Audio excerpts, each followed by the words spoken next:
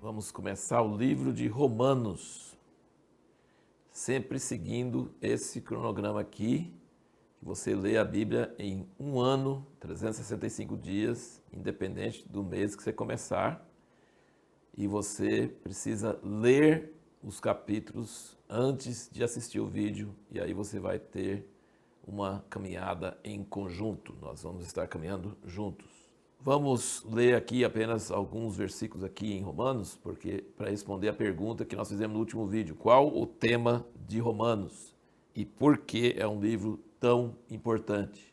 O versículo 1 do capítulo 1, Paulo, servo de Jesus Cristo, chamado para ser apóstolo, separado para o evangelho de Deus, que ele antes havia prometido pelos seus profetas nas Santas Escrituras. Chegando um pouquinho mais para baixo, você vê no versículo 9, pois Deus, a quem sirvo em meu espírito no evangelho de seu Filho, me é testemunha de como incessantemente faço menção de vós. E o versículo 16, porque não me envergonho do evangelho, pois é o poder de Deus para a salvação de todo aquele que crê, primeiro do judeu e também do grego, porque no evangelho é revelada de fé em fé a justiça de Deus, como está escrito, mas o justo viverá da fé. E aí, virando para o último capítulo de Romanos, que é o capítulo 16, versículo 25 do capítulo 16, ele diz, ora, aquele que é poderoso para vos confirmar, segundo o meu evangelho e a pregação de Jesus Cristo, conforme a revelação do mistério, guardada em silêncio desde os tempos eternos. Então, o tema de Romanos é o evangelho.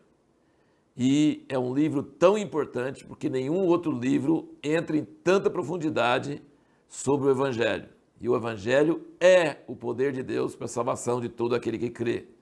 Então, não só o Evangelho é o tema de Romanos, mas Paulo diz aqui no versículo 1 que ele é separado para o Evangelho de Deus. Ou seja, a vida inteira dele é do Evangelho, é para o Evangelho. O Evangelho enche o livro de Romanos e enche a vida de Paulo. Ele vive para o Evangelho, ele foi separado para o Evangelho.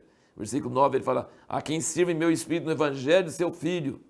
E ele mostra que Deus também considera o Evangelho o centro de tudo, desde os tempos eternos, do jeito que ele termina ali, Deus está sempre falando sobre o Evangelho. Então o Evangelho é o tema de Romanos, é o motivo da vida de Paulo e é o centro da atenção de Deus. Isso é uma coisa tremenda. E o cerne do Evangelho é a ressurreição. No versículo 3 ele fala acerca de seu filho, que nasceu da descendência de Davi, segundo a carne, e que com poder foi declarado filho de Deus, segundo o Espírito de santidade, pela ressurreição dentre os mortos, Jesus Cristo nosso Senhor. Então o centro do Evangelho é que Jesus ressuscitou dentre os mortos. A coisa principal do Evangelho é isso. Capítulo 2, versículo 7, ele diz, a saber, a vida eterna aos que com perseverança em fazer o bem procuram glória e honra e incorrupção. Então o Evangelho é o caminho para a vida eterna. E a prova que o Evangelho traz vida eterna é que Jesus ressuscitou dentre os mortos, para um corpo, para uma vida que não morre mais. E aqui mais uma coisa sobre o Evangelho, aqui no versículo 15 do 1, ele diz, de modo que quanto está em mim, estou pronto para anunciar o Evangelho também a vós que estáis em Roma. Ele está escrevendo para cristãos, para pessoas que já estão convertidas. E ele está querendo pregar o Evangelho para eles. Então você percebe que o Evangelho não é só para descrente. O Evangelho é para ser pregado para crentes também. E Paulo tinha certeza que quando ele pregasse o Evangelho para eles, que eles iriam entender coisas do Evangelho que eles ainda não tinham entendido. Eles tinham ouvido, tinham crido, estavam salvos, mas precisariam ouvir o Evangelho da boca de Paulo, que ia ouvir coisas que eles ainda não tinham entendido. Nós, como cristãos, precisamos ouvir o Evangelho sempre, novamente. E por isso é muito útil a gente ler o livro de Romanos, que é uma exposição do Evangelho de princípio a fim, de uma maneira magistral, maravilhosa, tremenda. E nós precisamos disso. O capítulo 1, do 18 em diante, mostra que os gentios, que os romanos no caso eram gentios, os que não tinham uma história como judeus de andar com Deus, de ter toda aquela história do Velho Testamento, dos patriarcas e dos profetas, os gentios não têm desculpa diante do juízo de Deus, porque na criação, ele fala aqui no versículo 19 do 1, porquanto o que de Deus se pode conhecer, nele se manifesta, porque Deus lhe manifestou, versículo 20, pois os seus atributos invisíveis, o seu eterno poder e divindade são claramente vistos desde a criação do mundo, sendo percebidos mediante as coisas criadas, de modo que eles são inexcusáveis. Então, ele está dizendo que os gentios não têm desculpa de falar, não sabia, porque a criação mostra a glória de Deus e todos os seus atributos. É a criação, você deveria saber quem é Deus e tudo mais. E no capítulo 2, ele diz que tem uma outra testemunha do Evangelho também. No versículo 15 do 2, ele diz: pois mostram a obra da lei escrita em seus corações, testificando juntamente a sua consciência e os seus pensamentos, quer acusando-os, quer defendendo-os. Então, todo mundo que nasce no mundo tem consciência. Então, a criação e a consciência são os testemunhos para os gentios, para aqueles que, no caso, não tinham a Bíblia, não tinham a lei.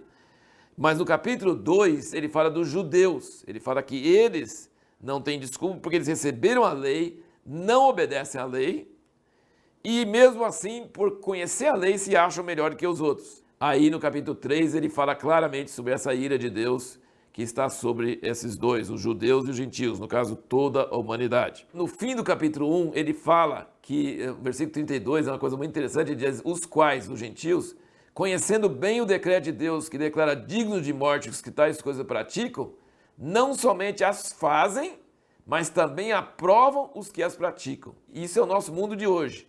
As pessoas do mundo fazem coisas erradas e não só fazem coisas erradas, mas divulgam e ensinam e propagam e desenvolvem uma cultura que ajuda as pessoas a fazer mais, incentiva as pessoas a fazer mais as coisas erradas. Então os gentios têm esse problema sério de não só fazer as coisas erradas, saber que o juízo de Deus é contra eles por causa disso, mas também de ter uma cultura que incentiva a fazer isso. Aqui no capítulo 3, você vê no versículo 1, ele diz: que vantagem, pois, tem o judeu? Porque já falou que gentil e judeu estão todos dois debaixo da ira de Deus. Qual a vantagem do judeu? Ele falou: tem muita vantagem, primeiramente porque eles receberam os oráculos de Deus, ou seja, eles receberam as escrituras.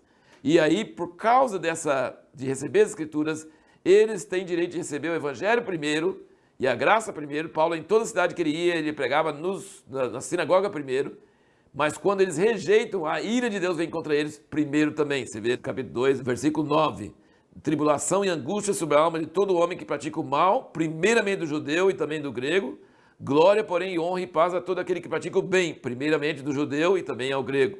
Pois para com Deus não há acepção de pessoas. Então há uma ordem tanto na recepção da graça, quanto na recepção do juízo de Deus. E no capítulo 3, nós vemos então que ele dá uma resumida do que ele falou no capítulo 1 e 2. Os gentios e judeus, todos estão debaixo do pecado, todos estão condenados, e que a lei não ajudou ninguém a ser salvo, porque diz, versículo 20, porquanto pelas obras da lei nenhum homem será justificado diante dele, pois o que vem pela lei é o pleno conhecimento do pecado. E versículo 23 ele diz: porque todos pecaram e destituídos estão da glória de Deus. E aí ele mostra, com uma linguagem bem complicada, que Deus está sendo justificado pela morte de Jesus, porque ele deixou as pessoas pecarem e não fez nada por muitos anos, mas depois, com a vinda de Jesus, ele pagou os pecados de todo mundo, então ele foi justificado, e quem crê em Jesus é justificado, porque os pecados já foram pagos pela morte de Jesus. Então ele diz aqui que ele é justo, no versículo 26, para a demonstração da sua justiça neste tempo presente, para que ele seja justo e também justificador daquele que tem fé em Jesus. Onde tem o orgulho, não tem ninguém, porque ninguém pode se orgulhar de nada, porque o único justo é Deus, que mandou seu Filho para morrer por nós, e crendo nele nós recebemos a justiça dele. Ninguém, nem judeu nem gentil, é justo. E a pergunta que nós vamos fazer no próximo vídeo é: por que o sofrimento faz parte do processo de salvação?